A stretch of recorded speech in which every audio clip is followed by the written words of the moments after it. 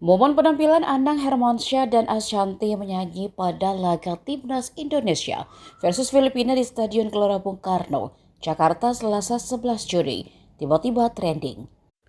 Anang dan Ashanti bahkan sampai harus walk out di saat penonton meneriaki keduanya bersama beberapa penyanyi lain.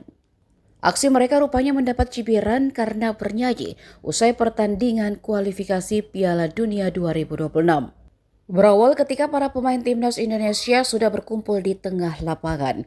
Para pemain Garuda akan menyanyikan lagu Indonesia Pusaka bersama supporter setelah pertandingan. Namun tiba-tiba situasinya berubah. Anang justru keluar dengan menyanyikan lagu berjudul Gebiar-Gebiar.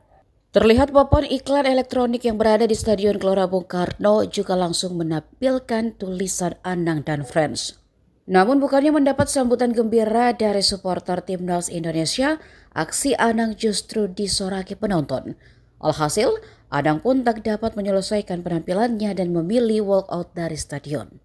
Aksi dari Anang yang bernyanyi setelah laga Timnas Indonesia pun langsung menjadi trending topik di media sosial X. Download Tribun X sekarang, menghadirkan lokal menjadi Indonesia.